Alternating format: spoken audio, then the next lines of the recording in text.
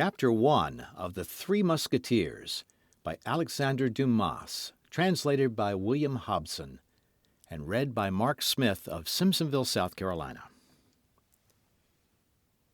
The Three Presents of D'Artagnan the Elder. On the first Monday of the month of April, 1625, the market town of Meung, in which the author of Romance of the Rose was born, appeared to be in as perfect a state of revolution as if the Huguenots had just made a second La Rochelle of it. Many citizens, seeing the women flying toward the High Street, leaving their children crying at the open doors, hastened to don the cuirass, and supporting their somewhat uncertain courage with a musket or a partisan, directed their steps toward the hostelry of the Jolly Miller, before which was gathered, increasing every minute, a compact group, vociferous and full of curiosity. In those times panics were common, and few days passed without some city or other registering in its archives an event of this kind. There were nobles who made war against each other. There was the king, who made war against the cardinal. There was Spain, which made war against the king. Then, in addition to these concealed or public, secret or open wars, there were robbers, mendicants, Huguenots, wolves, and scoundrels, who made war upon everybody. The citizens always took up arms readily against thieves, wolves, or scoundrels, often against nobles or Huguenots, sometimes against the king, but never against the cardinal or Spain. It resulted then from this habit that on the said first Monday of April, 1625, the citizens, on hearing the clamour, and seeing neither the red and yellow standard nor the livery of the Duc de Richelieu, rushed toward the hostel of the Jolly Miller. When arrived there, the cause of the hubbub was apparent to all. A young man. We can sketch his portrait at a dash. Imagine to yourself a Don Quixote of 18, a Don Quixote without his corselet, without his coat of mail, without his cuisses. A Don Quixote clothed in a woolen doublet, the blue colour of which had faded into a nameless shade between lees of wine and heavenly azure.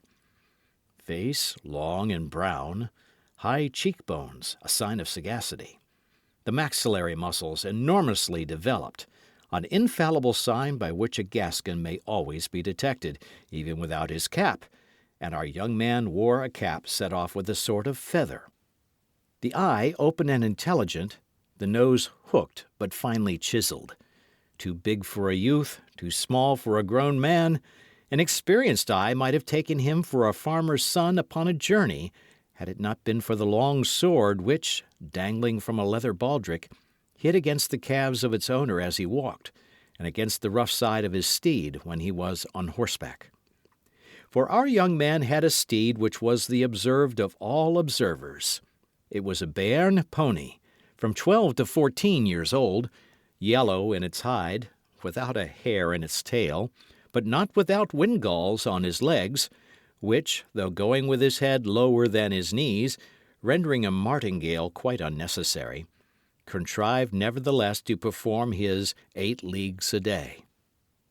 Unfortunately, the qualities of this horse were so well concealed under his strange-coloured hide and his unaccountable gait, that at a time when everybody was a connoisseur in horseflesh, the appearance of the aforesaid pony at Meung, which place he had entered about a quarter of an hour before by the gate of Beaugency, produced an unfavourable feeling, which extended to his rider.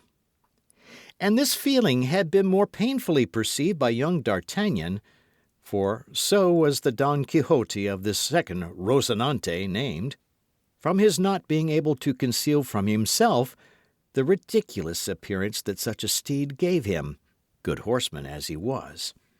He had sighed deeply, therefore, when accepting the gift of the pony from Monsieur D'Artagnan the elder.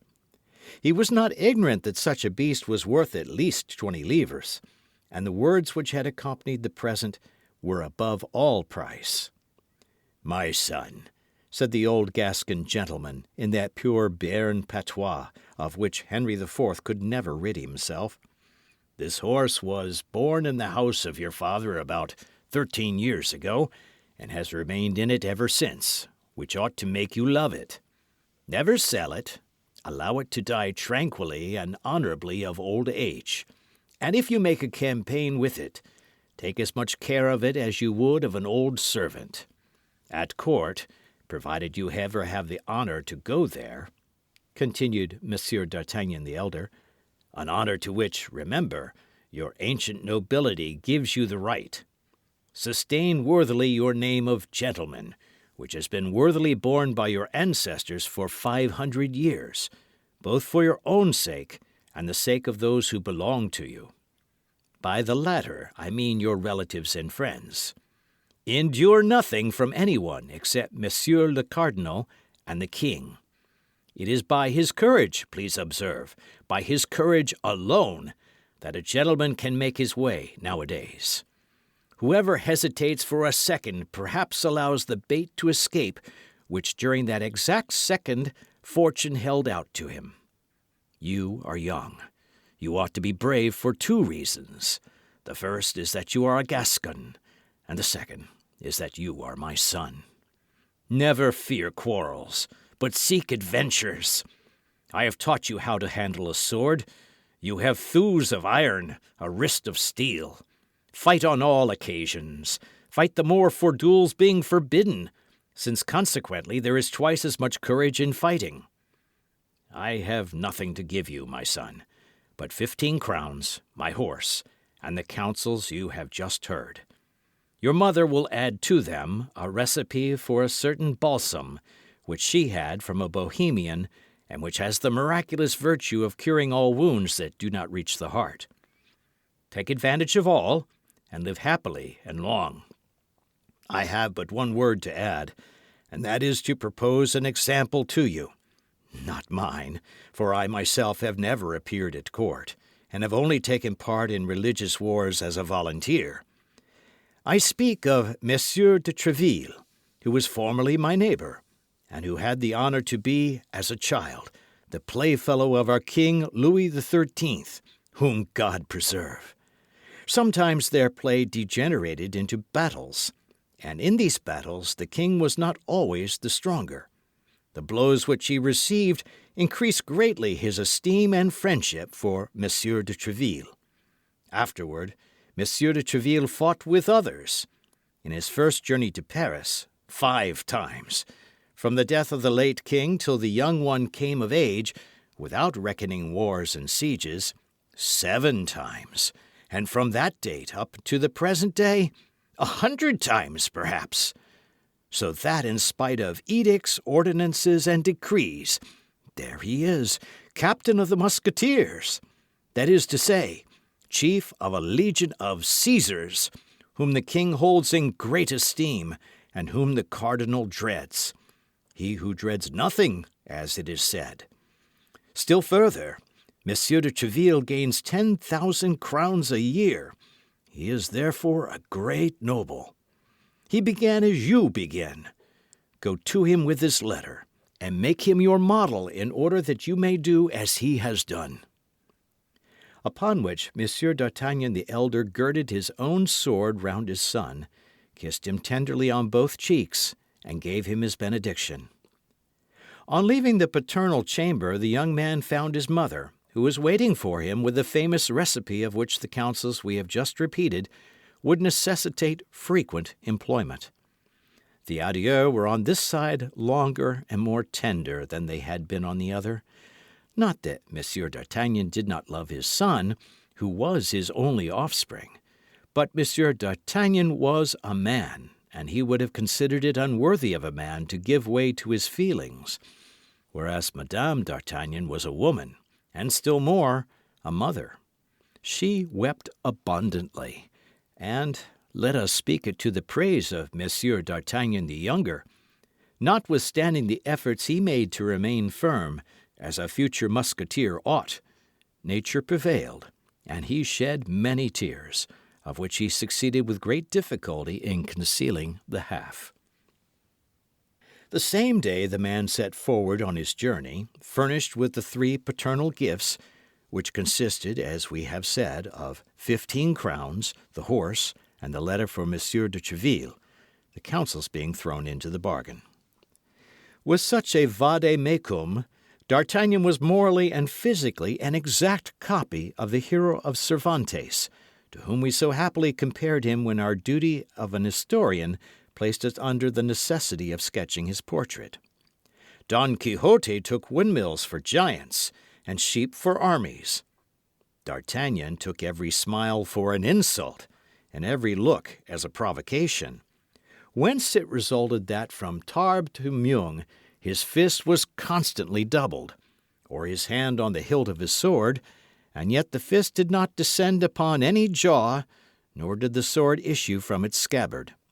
It was not that the sight of the wretched pony did not excite numerous smiles on the countenances of passers-by, but as against the side of this pony rattled a sword of respectable length, and as over this sword gleamed an eye rather ferocious than haughty, these passers-by repressed their hilarity, or if hilarity prevailed over prudence, they endeavoured to laugh only on one side, like the masks of the ancients. D'Artagnan then remained majestic and intact in his susceptibility, till he came to this unlucky city of Meung. But there, as he was alighting from his horse at the gate of the Jolly Miller, without any one, host, waiter, or hostler, coming to hold his stirrup or take his horse, D'Artagnan spied, through an open window on the ground floor, a gentleman, well-made and of good carriage, although of rather a stern countenance, talking with two persons who appeared to listen to him with respect. D'Artagnan fancied quite naturally, according to his custom, that he must be the object of their conversation, and listened. This time D'Artagnan was only in part mistaken. He himself was not in question, but his horse was. The gentleman appeared to be enumerating all his qualities to his auditors, and, as I have said, the auditors seemed to have great deference for the narrator. They every moment burst into fits of laughter. Now, as a half-smile was sufficient to awake the irascibility of the young man, the effect produced upon him by this vociferous mirth may be easily imagined. Nevertheless, D'Artagnan was desirous of examining the appearance of this impertinent personage who ridiculed him. He fixed his haughty eye upon the stranger, and perceived a man of from 40 to 45 years of age, with black and piercing eyes, pale complexion, a strongly marked nose, and a black and well-shaped moustache. He was dressed in a doublet and hose of a violet colour, with aiguillettes of the same colour, without any other ornaments than the customary slashes through which the shirt appeared. This doublet and hose, though new, were creased, like travelling clothes for a long time packed in a portmanteau.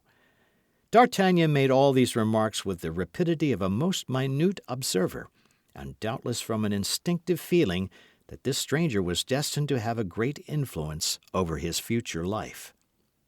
Now, as at the moment in which D'Artagnan fixed his eyes upon the gentleman in the violet doublet, the gentleman made one of his most knowing and profound remarks respecting the Béarnais pony.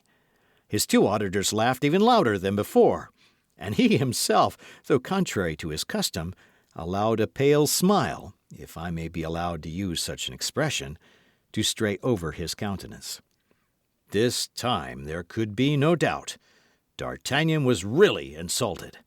Full, then, of this conviction, he pulled his cap down over his eyes, and endeavouring to copy some of the court airs he had picked up in Gascony among young travelling nobles, he advanced with one hand on the hilt of his sword, and the other resting on his hip. Unfortunately, as he advanced, his anger increased at every step, and instead of the proper and lofty speech he had prepared as a prelude to his challenge, he found nothing at the tip of his tongue but a gross personality, which he accompanied with a furious gesture. "I say, sir, you, sir, who are hiding yourself behind that shutter. Yes, you, sir. Tell me what you are laughing at, and we will laugh together." The gentleman raised his eyes slowly from the nag to his cavalier, as if he required some time to ascertain whether it could be to him that such strange reproaches were addressed. Then, when he could not possibly entertain any doubt of the matter, his eyebrows slightly bent, and with an accent of irony and insolence impossible to be described, he replied to D'Artagnan, "I was not speaking to you, sir." "But I am speaking to you," replied the young man, additionally exasperated with this mixture of insolence and good manners, of politeness and scorn. The stranger looked at him again with a slight smile, and retiring from the window, came out of the hostelry with a slow step, and placed himself before the horse, within 2 paces of D'Artagnan. His quiet manner, and the ironical expression of his countenance, redoubled the mirth of the persons with whom he had been talking, and who still remained at the window. D'Artagnan, seeing him approach, drew his sword a foot out of the scabbard. "This horse is decidedly, or rather has been in his youth, a buttercup," resumed the stranger, continuing the remarks he had begun, and addressing himself to his auditors at the window, without paying the least attention to the exasperation of D'Artagnan, who, however, placed himself between him and them. "It is a colour very well known in botany, but till the present time very rare among horses." "There are people who laugh at the horse that would not dare to laugh at the master," cried the young emulator of the furious Tréville. "I do not often laugh, sir," replied the stranger, "as you may perceive by the expression of my countenance. But nevertheless I retain the privilege of laughing when I please." "And I," cried D'Artagnan, "will allow no man to laugh when it displeases me." "Indeed, sir," continued the stranger, more calm than ever. "Well, that is perfectly right." And turning on his heel, was about to re-enter the hostelry by the front gate, beneath which D'Artagnan, on arriving, had observed a saddled horse. But D'Artagnan was not of a character to allow a man to escape him thus who had the insolence to ridicule him. He drew his sword entirely from the scabbard and followed him, crying, "Turn, turn, Master Joker, lest I strike you behind." "Strike me?" said the other, turning on his heels, and surveying the young man with as much astonishment as contempt. "Why, my good fellow, you must be mad." Then, in a suppressed tone, as if speaking to himself, "This is annoying," continued he. "What a godsend this would be for his Majesty, who is seeking everywhere for brave fellows to recruit for his musketeers." He had scarcely finished when D'Artagnan made such a furious lunge at him that if he had not sprung nimbly backward, it is probable he would have jested for the last time. The stranger, then perceiving that the matter went beyond raillery, drew his sword, saluted his adversary, and seriously placed himself on guard. But at the same moment his 2 auditors, accompanied by the host, fell upon D'Artagnan with sticks, shovels, and tongs. This caused so rapid and complete a diversion from the attack that D'Artagnan's adversary, while the latter turned round to face this shower of blows, sheathed his sword with the same precision, and instead of an actor, which he had nearly been, became a spectator of the fight, a part in which he acquitted himself with his usual impassiveness, muttering nevertheless, "A plague upon these Gascons! Replace him on his orange horse, and let him be gone." "Not before I have killed you, poltroon!" cried D'Artagnan, taking the best face possible, and never retreating one step before his 3 assailants, who continued to shower blows upon him. "Another gasconade," murmured the gentleman. "By my honour, these Gascons are incorrigible. Keep up the dance, then, since he will have it so. When he is tired, he will perhaps tell us that he has had enough of it." But the stranger knew not the headstrong personage he had to do with. D'Artagnan was not the man ever to cry for quarter. The fight was therefore prolonged for some seconds, but at length D'Artagnan dropped his sword, which was broken in 2 pieces by the blow of a stick. Another blow full upon his forehead at the same moment brought him to the ground, covered with blood and almost fainting. It was at this moment that people came flocking to the scene of action from all sides. The host, fearful of consequences, with the help of his servants carried the wounded man into the kitchen, where some trifling attentions were bestowed upon him. As to the gentleman, he resumed his place at the window, and surveyed the crowd with a certain impatience, evidently annoyed by their remaining undispersed. "Well, how is it with this madman?" exclaimed he, turning round as the noise of the door announced the entrance of the host, who came in to inquire if he was unhurt. "Your Excellency is safe and sound?" asked the host. "Oh, yes, perfectly safe and sound, my good host, and I wish to know what has become of our young man." "He is better," said the host. "He fainted quite away." "Indeed," said the gentleman. "But before he fainted, he collected all his strength to challenge you and to defy you while challenging you." "Why, this fellow must be the devil in person," cried the stranger. "Oh, no, your Excellency, he is not the devil," replied the host with a grin of contempt. "For during his fainting we rummaged his valise and found nothing but a clean shirt and 11 crowns, which, however, did not prevent his saying, as he was fainting, that if such a thing had happened in Paris, you should have cause to repent of it at a later period." "Then," said the stranger coolly, "he must be some prince in disguise." "I have told you this, good sir," resumed the host, "in order that you may be on your guard."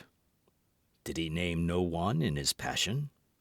"Yes, he struck his pocket and said, 'We shall see what Monsieur de Treville will think of this insult offered to his protégé.'" "Monsieur de Treville," said the stranger, becoming attentive. "He put his hand upon his pocket while pronouncing the name of Monsieur de Treville? Now, my dear host, while your young man was insensible, you did not fail, I am quite sure, to ascertain what that pocket contained. What was there in it?" "A letter addressed to Monsieur de Treville, captain of the Musketeers." "Indeed?" "Exactly as I have the honour to tell your Excellency." The host, who was not endowed with great perspicacity, did not observe the expression which his words had given to the physiognomy of the stranger. The latter rose from the front of the window, upon the sill of which he had leaned with his elbow, and knit his brow like a man disquieted. "The devil!" murmured he between his teeth.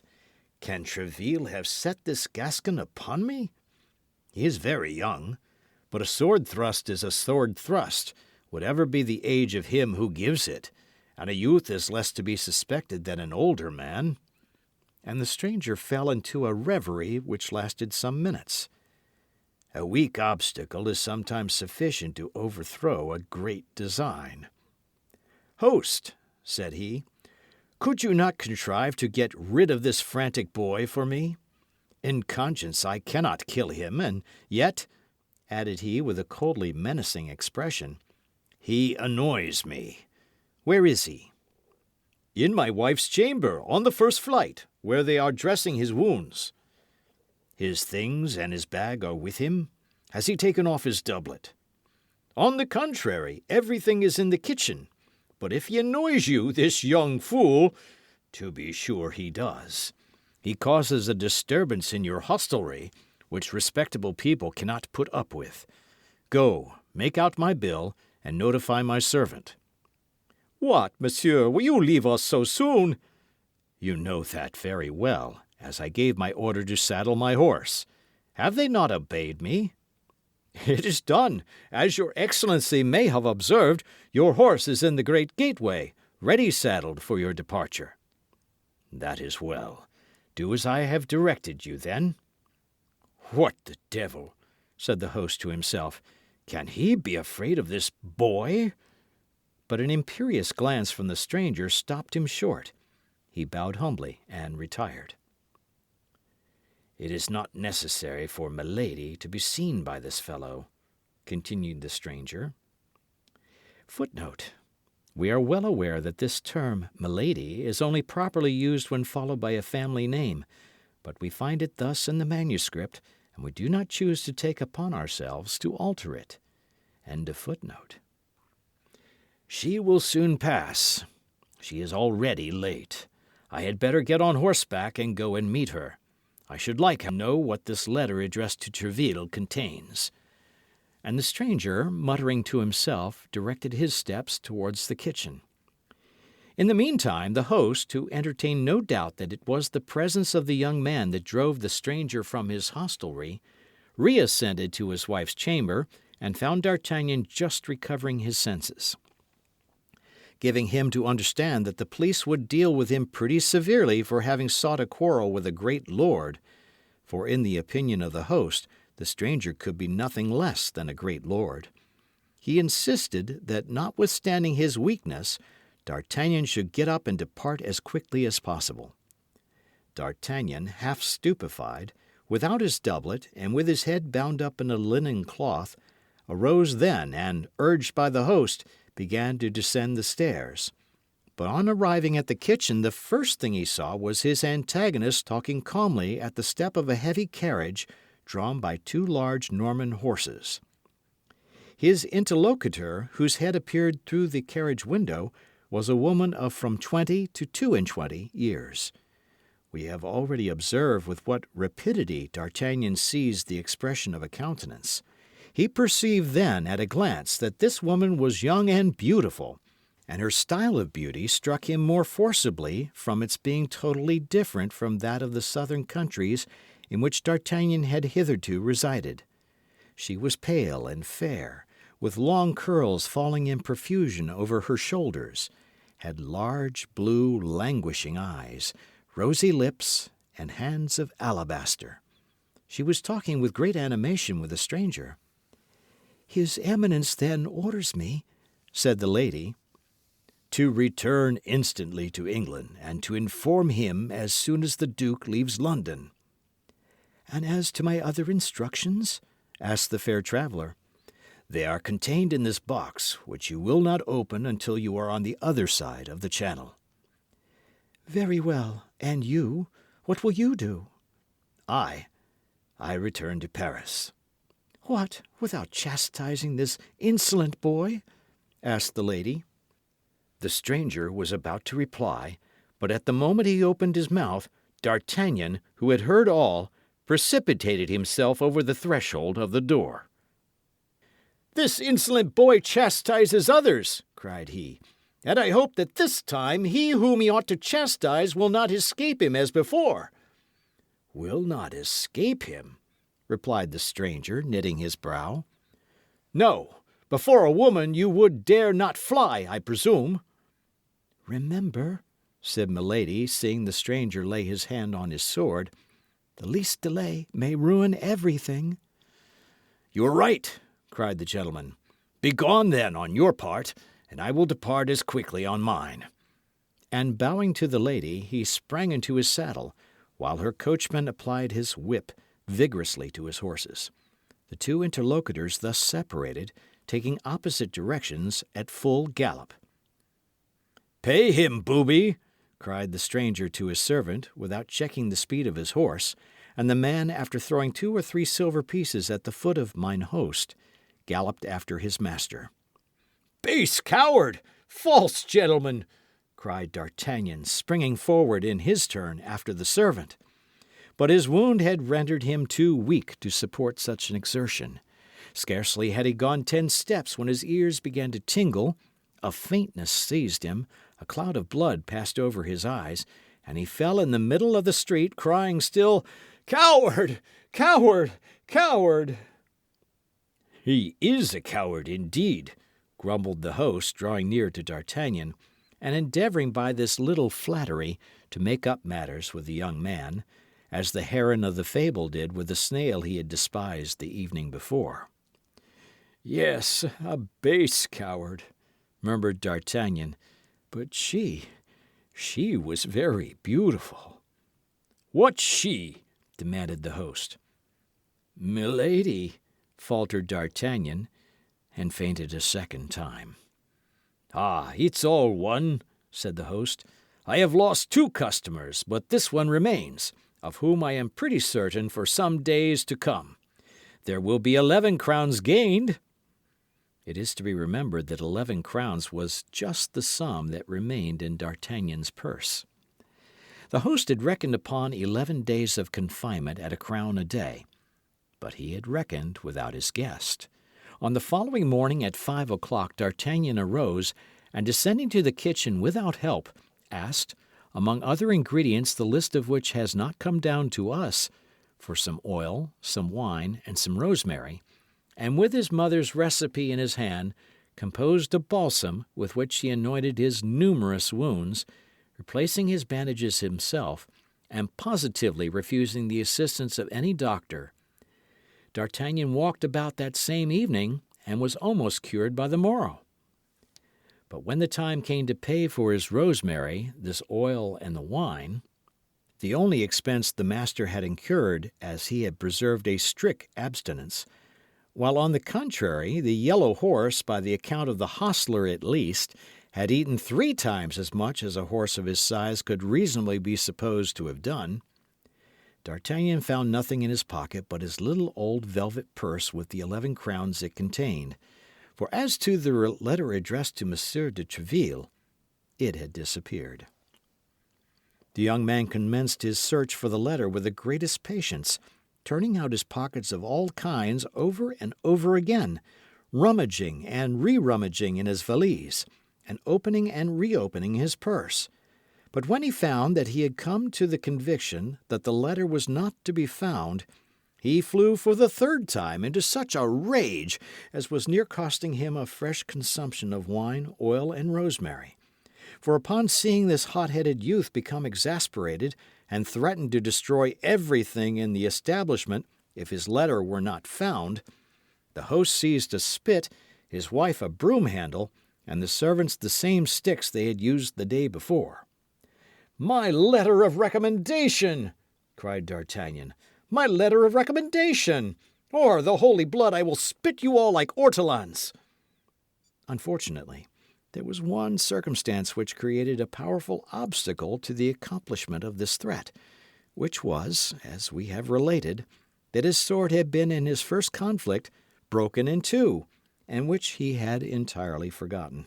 Hence it resulted when D'Artagnan proceeded to draw his sword in earnest, he found himself purely and simply armed with a stump of a sword about 8 or 10 inches in length, which the host had carefully placed in the scabbard. As to the rest of the blade, the master had slyly put that on one side to make himself a larding pin. But this deception would probably not have stopped our fiery young man if the host had not reflected that the reclamation which his guest made was perfectly just.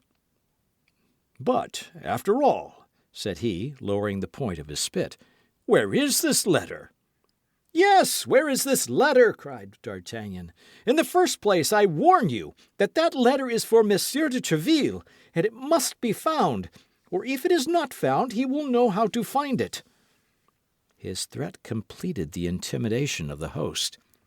After the king and the cardinal, Monsieur de Treville was the man whose name was perhaps most frequently repeated by the military, and even by citizens.